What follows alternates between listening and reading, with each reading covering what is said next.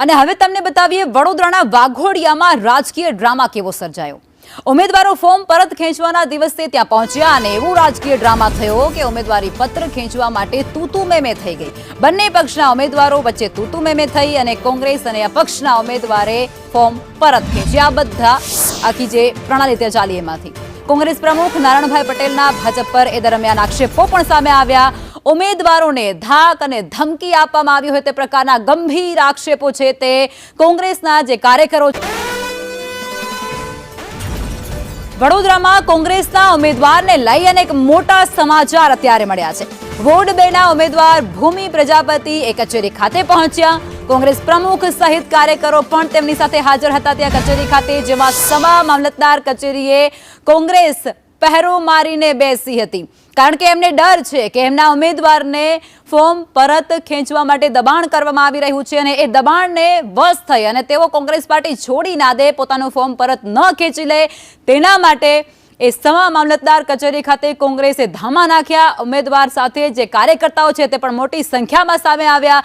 આ એ તસવીરો સામે આવી રહી છે જ્યાં ભૂમિબેન જે પોતાનો ફોર્મ પરત ના ખેંચી લે તેને લઈ અને ત્યાં અનેક લોકો કોંગ્રેસના પણ ઉપસ્થિત હતા અને મોટી વાત અહીં એ પણ છે કે ત્યાં ભાજપના કાર્યકર્તાઓ પણ ઉપસ્થિત હતા અને સામેલ હતા।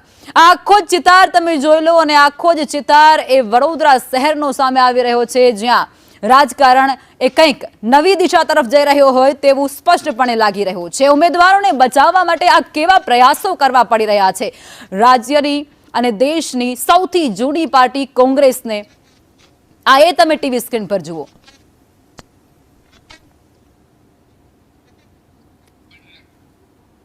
કોંગ્રેસ વોર્ડ 2 ના ઉમેદવાર છે અને ઉમેદવારોમાં અત્યારે ચિંતા પણ વધી ચૂકી હતી અને જે કાર્યકર્તાઓ કોંગ્રેસના છે તેમાં પણ ચિંતા વધી ચૂકી હતી। એક મહિલા ઉમેદવાર છે ભૂમિબેન, એમને કઈ રીતે પ્રોટેક્ટ કરવાની ફરજ પડી છે તમે એ તસવીરોમાં જુઓ। હવે કોઈ સજ્જન વ્યક્તિ રાજનીતિમાં જવાનું કઈ રીતે વિચાર કરશે?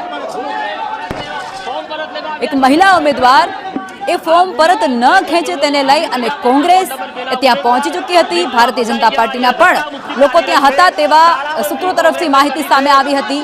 પણ આ બધા વચ્ચે તમે આ તસવીરો ત્યારે જુઓ જેમાં એક મહિલા ઉમેદવારને કઈ રીતે પ્રોટેક્ટ કરી અને ત્યાંથી લઈ જવાની ફરજ પડી છે।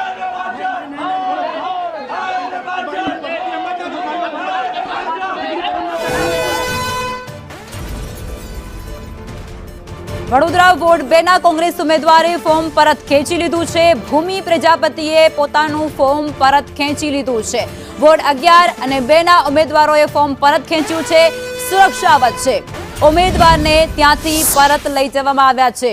આ બબાલ એ લગભગ છેલ્લા 2 કલાકથી ચાલી રહી હતી કે ભૂમિબેન પોતાનું ઉમેદવારી ફોર્મ પરત ન ખેંચે તેને લઈ અને કોંગ્રેસના કાર્યકરો છે તે પણ ઓફિસ ખાતે પહોંચી ચૂક્યા હતા। પણ આ બધા વચ્ચે ભૂમિબેને પોતાનું ઉમેદવારી ફોર્મ એ સત્તાવાર રીતે પરત ખેંચી લીધું છે। આ ચૂંટણીના જંગમાંથી તેઓએ પીછેહટ સત્તાવાર રીતે કરી લીધી છે। ભૂમિ પ્રજાપતિએ ઉમેદવારી ફોર્મ પરત ખેંચતાની સાથે જ હવે કોંગ્રેસની મુશ્કેલીમાં પણ ક્યાંક વધારો થઈ ચૂક્યો છે, કારણ કે જે વાતનો તેમને ડર હતો અને એ વાત ન સાબિત થાય તેને લઈ અને ઘણા ધમપછાડા વડોદરાની અંદર કચેરી ખાતે કોંગ્રેસના એ તમામ કાર્યકરો દ્વારા કરવામાં આવ્યા, પરંતુ આખરે ભૂમિબેન એ પીછેહટ કરી ચૂક્યા છે।